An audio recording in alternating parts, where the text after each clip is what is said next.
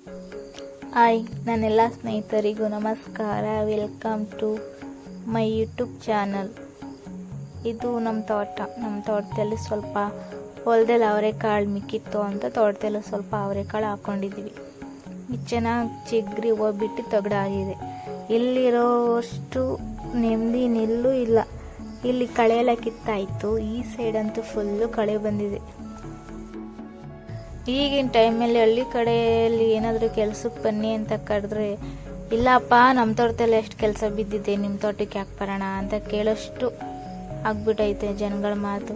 ಅದಕ್ಕೆ ಯಾರನ್ನೂ ಕರೀಬಾರ್ದು ಅಂದ್ಬಿಟ್ಟು ನಾನು ಮತ್ತು ನಮ್ಮ ಯಜಮಾನ್ರು ಕಳೆ ಕಿತ್ಕೊಳ್ತಾ ಬಂದ್ವಿ. ಈಗಷ್ಟೇ ಇಷ್ಟೆಲ್ಲ ಕಿತ್ವಿ. ಮತ್ತು ಬದನೆಕಾಯಿ ಗಿಡ ಹಾಕಿದ್ವಿ. ಈ ಥರ ಏನಾದರೂ ಬದನೆಕಾಯಿ ಕೊಳ್ತಿ ಗಿಡದಲ್ಲೇ ನಿಂತಿದ್ರೆ ವೇಸ್ಟ್ ಮಾಡಬೇಡಿ. ಇದು ತುಂಬ ಉಪಯೋಗಕ್ಕೆ ಬರುತ್ತೆ. ಆ ಬದನೆಕಾಯಿ ಬೀಜನ ಎತ್ತಿ ಇನ್ನೊಂದಕ್ಕೆ ಮಣ್ಣೆಲ್ಲ ಕೂತಿಡಿ, ಅದು ಬದನೆಕಾಯಿ ಗಿಡ ಬರುತ್ತೆ. ಆಮೇಲೆ ಗಿಡ ಹುಟ್ಟಾಕಿ. ಹಾಗಾಗಿ ನಾವು ಬದನೆಕಾಯಿ ಗಿಡ ಹಾಕಿದ್ವಿ. ಅದೆಲ್ಲ ಒಣಗೋಗಿ ಈ ಥರ ಆಗಿತ್ತು. ಎಲ್ಲ ಕಿತ್ತಿ ಅದನ್ನು ಚೆನ್ನಾಗಿ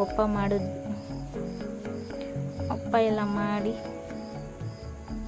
ತುಂಬಾ ಕಷ್ಟಪಳ್ಳಿ ಜೀವನ.